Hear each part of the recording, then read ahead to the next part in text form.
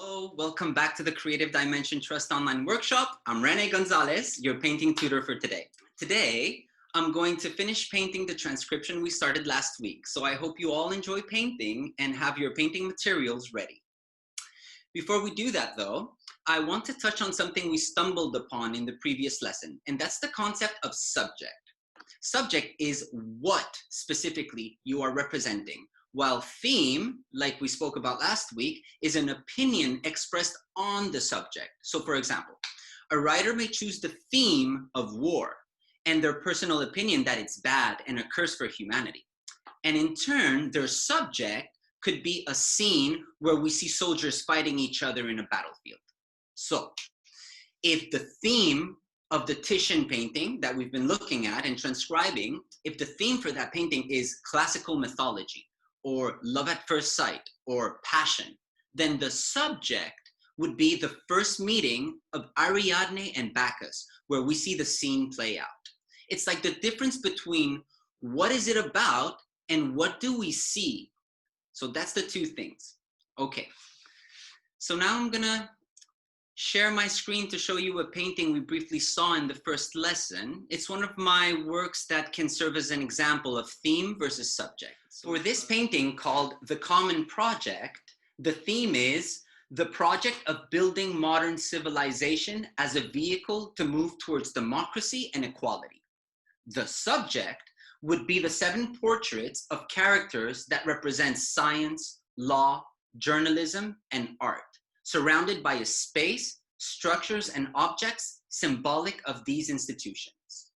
Okay, so for my transcription, the theme was the quarantine during the lockdown, and the subject would be the cheetahs in the landscape inspired by the composition in Titian's Bacchus and Ariadne.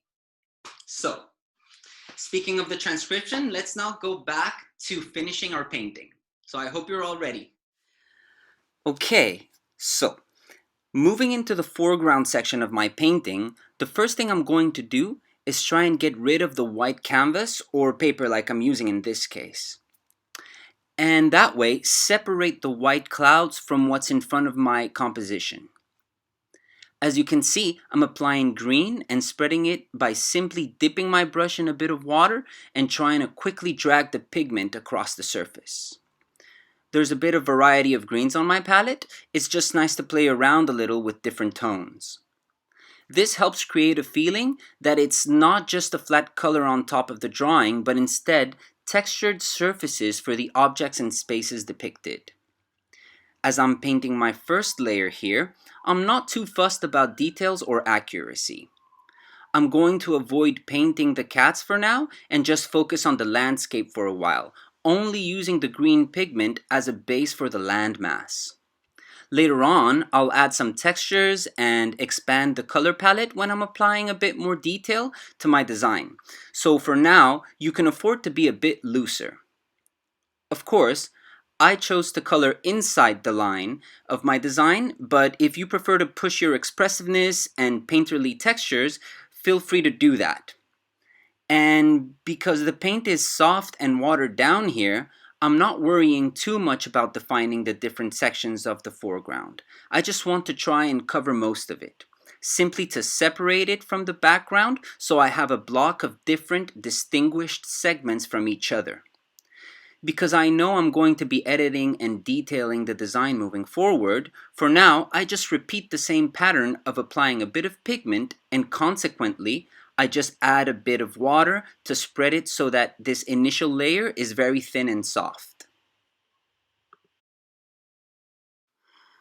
Okay, so now my foreground has a general layer of watered down green.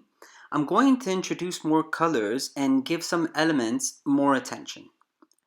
I'm not intending to equal Titian's far superior technical skill, but I still look at this painting to try and reference the colors in his work. I've prepared my palette with some darker, more saturated greens, as well as some ochre yellows and browns for the earthy pigments on the floor and trees, and I always have some black and white handy to play with the grayscale of each color. For now, I'm still not trying to be too accurate. I nevertheless try to mimic different shadows and colors on the ground, even if it is in a rather ambiguous way. I keep observing the original and trying to put down information with my pigment.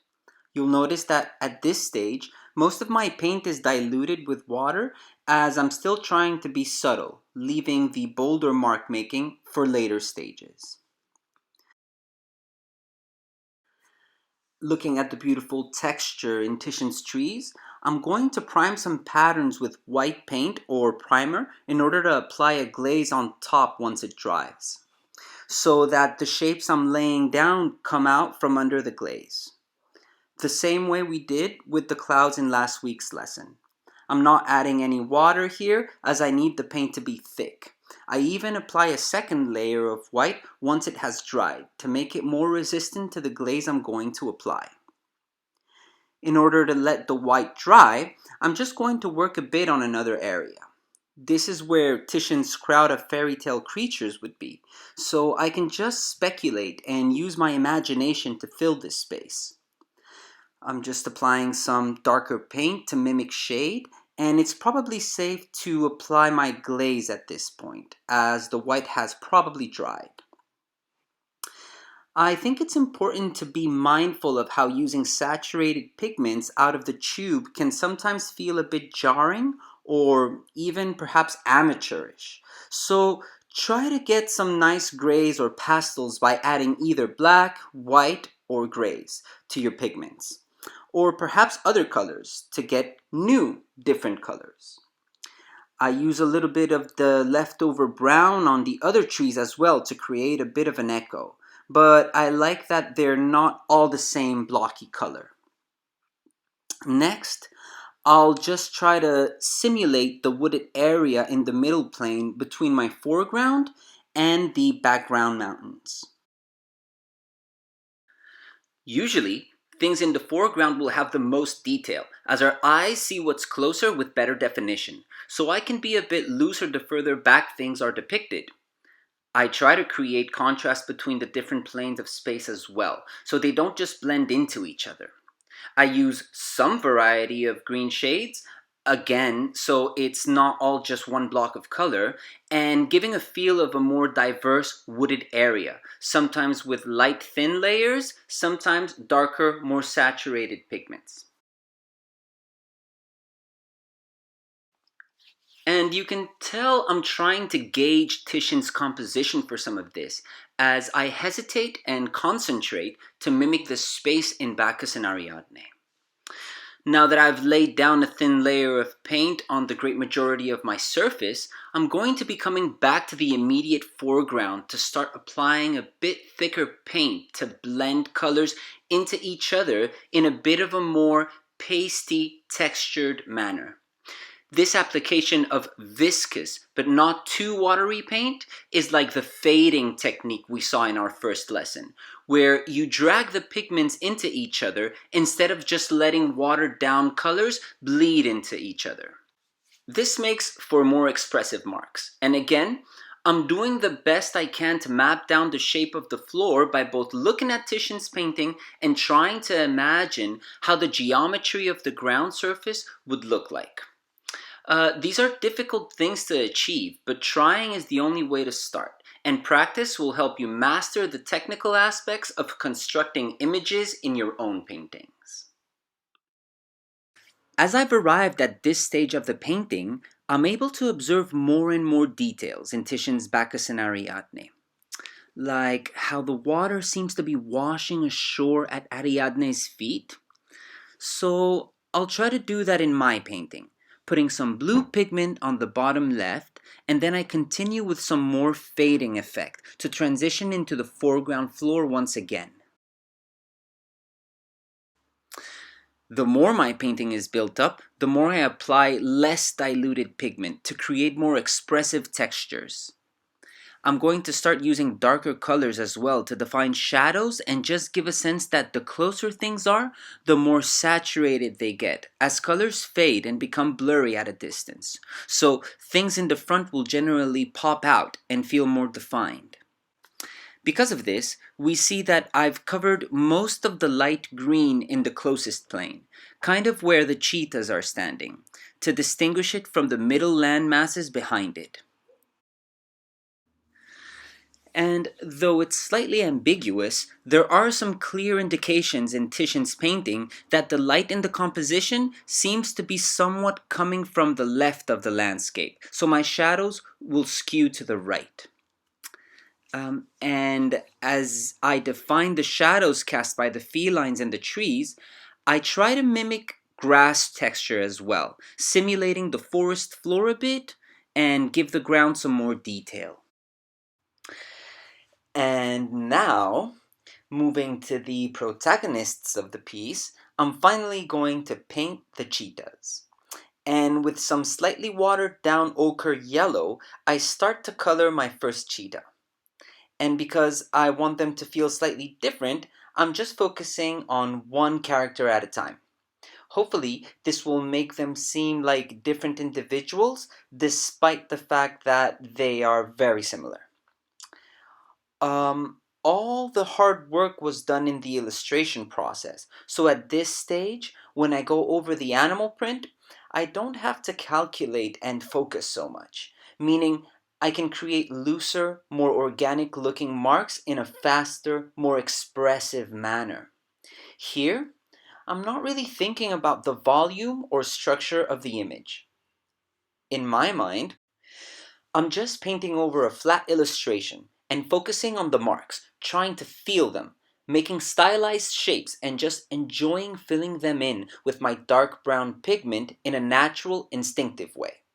I think it's looking very nice, and the yellow really pops as it's the only purely yellow surface in the composition that isn't muddied with other pigments. So it really makes the character stand out. For your own composition, think about the elements that you're going to render with more detail to invite the viewer into it. Of course, it doesn't have to be an animal or a human, it could be anything. But if you apply the same amount of detail to everything, your painting could end up looking flat and the viewer may struggle to identify with the work. Once I moved to the second cheetah, I modified my pigment a bit by adding a tiny bit of red and white in an attempt to avoid them looking too monotonous.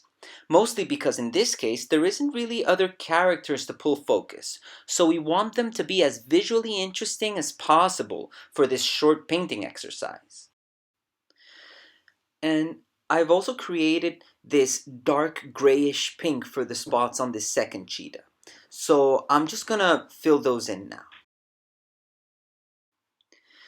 And the cheetahs, although they're so similar, they're really looking like two different individuals. So I'm quite happy with how they're looking. So once I've painted the pink dots on the cat, I then water the dark pink even more to create a little bit of shading and texture. For this second cheetah's face, I go back to the darker brown or dark green. As for me, the facial features, like I mentioned in the previous lesson, are what requires the most concentration. Looking at the Titian, I'll now take advantage of the leftover pink and yellow and mix them to create a muddy orange for the tree in the far right of the composition. And as we see, I apply some pigment to then drag it along the rest of the surface by just dipping my brush in some water and then spreading it. To also try and take advantage of the dark brown paint in my palette, left over from painting the spots on the first cheetah, I introduced some darker pigment to create some shade on the trees. And this is just to show you how the painting process is always a bit improvisational and completely dependent on your particular thought pattern and your own personal way to organize visual elements in your head. Though we have been touching on this throughout the exercise here and there, it's now time to focus on the shadows and highlights in the composition a bit more. For this, it's of the essence to know where the light source is coming from, and like mentioned previously, our light is coming from the sun, which seems to be to the far left of Titian's composition. If you chose to change this because of a reason related to your theme, that's absolutely fine, but in my case, it's on the left, like in Titian's painting, as the theme of isolation doesn't really compel me to change this aspect in my design. I'm applying some dark green, which is basically green with some black pigment added to it, and trying to sort out the areas where I think the light would least be able to reach.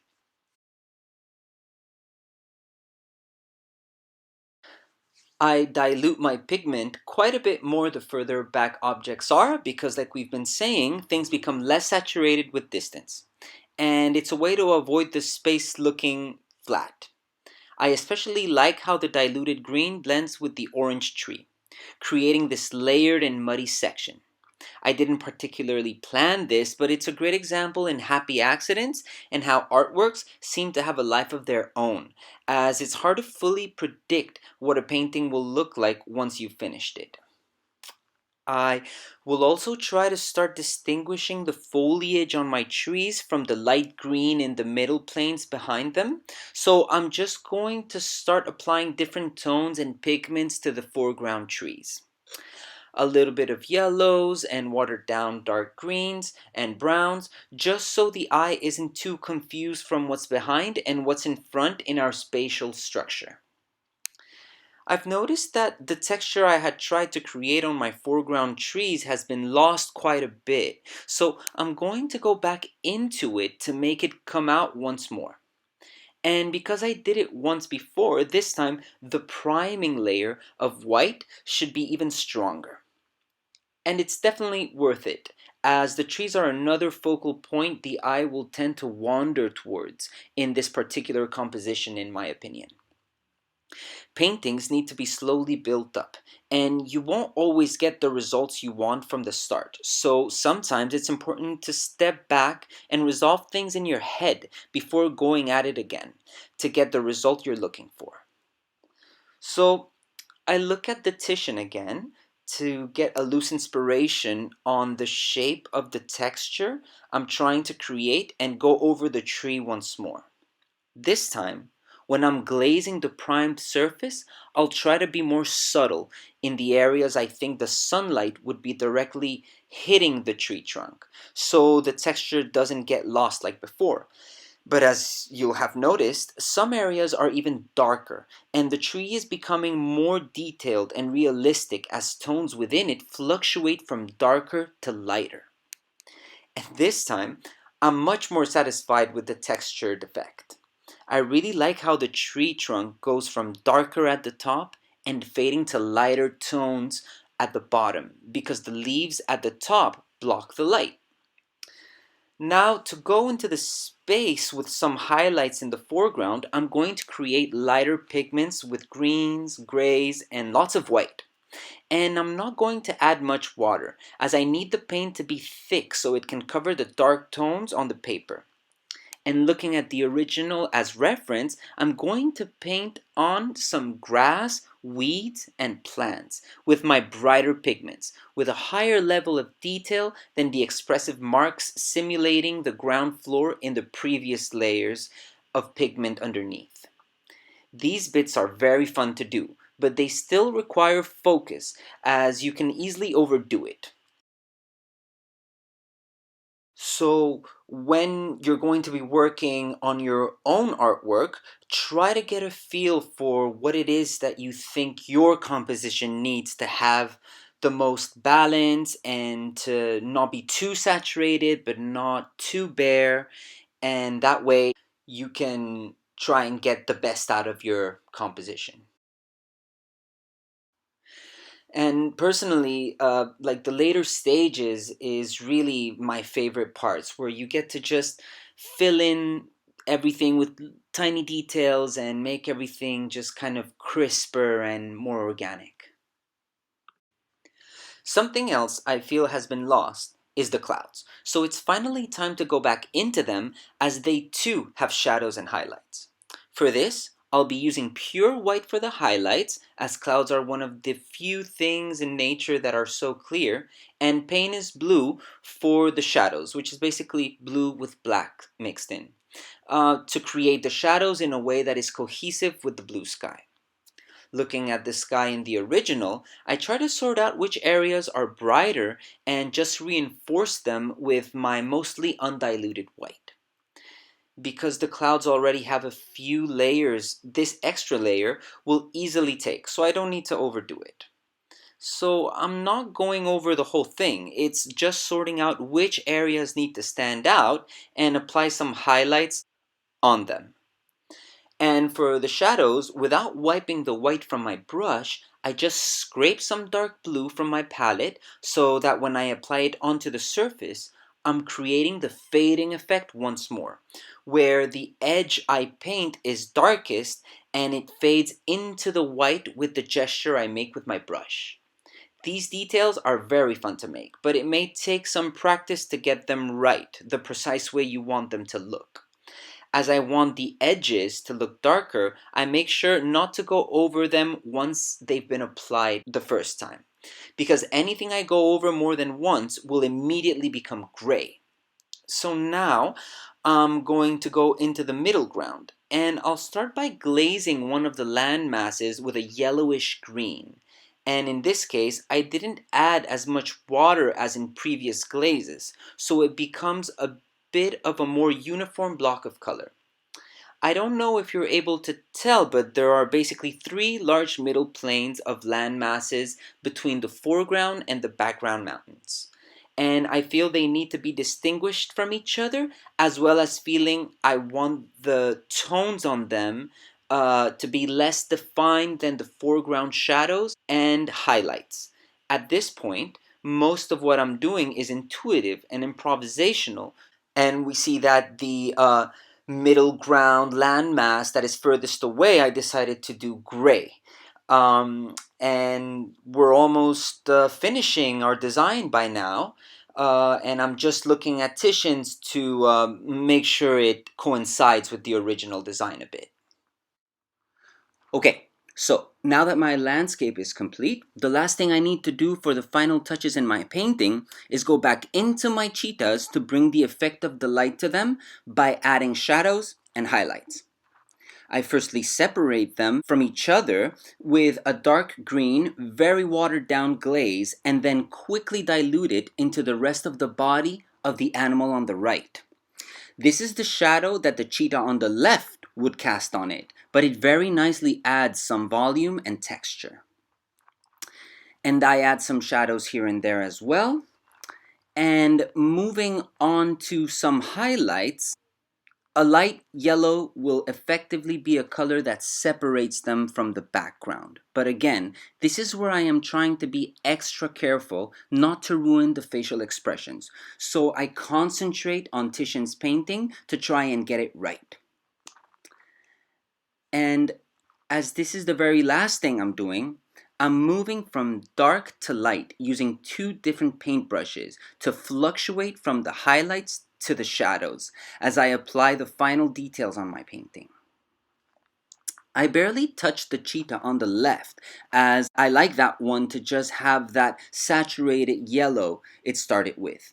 But the one on the right has become much muddier and darker. So I'm going to have to reintroduce some highlights I lost when creating the shade. Probably using a more pastel yellow by adding white to my ochre yellow pigment. And we see that I'm just trying to, as best I can, even it out a bit and just spread the pigment now that it's dry. I check that the surface has properly dried, and now I'm ready to go in around the animal print to sort of remap the negative space around the spots. And I just do my best to make the cheetah stand out with a nice amount of texture, a well-constructed volume, and shape. And really, that's about it. I'm just making sure the highlight pigment takes, so I give it a few layers, and you can tell I'm really focusing on Titian's cheetahs to try and get this last part the best way I can. But I've now successfully built up a small artwork with this transcription exercise, constructing it by following a simple structure in just a session or two, and I'm quite happy with how it turned out. For me, I don't usually work on short exercises like this. Like for me, a painting can take up to a month to build up. And so there's a lot of planning that goes into it, a lot of work, a lot of details. But this is a very fun exercise to do. It's fun to do shorter things, and I'm happy that I had the opportunity to show you how I will go about doing a shorter painting exercise for this project. So I hope that looking at my process was informative for you, seeing me build up an illustration and then painting it from scratch, and hopefully this helps you when you're painting your own transcription. Okay, so I just wanted to now show you the final, how it looks, the final product. And that's it. That's my transcription. If we could do a little bit of a close-up here, you can see the cheetahs with a bit more detail. And so, you know, it's a simple exercise, but I think it's quite effective. Next week, we're going to paint a self-portrait as our subject. So I would like you to illustrate a self-portrait before the next lesson. That's your homework. It can be just a portrait of someone else if you prefer. We will also eventually think of a theme that will guide us for the background we paint. Okay, this is the drawing I made, and next week I'll show you my process to painting my self-portrait, following a similar structure we went through with the transcription. So I want you to make a drawing of your own self-portrait, or as I said, you can make a portrait of someone else if you prefer, so that in our next session, you'll see how we can start painting it when we choose our new theme.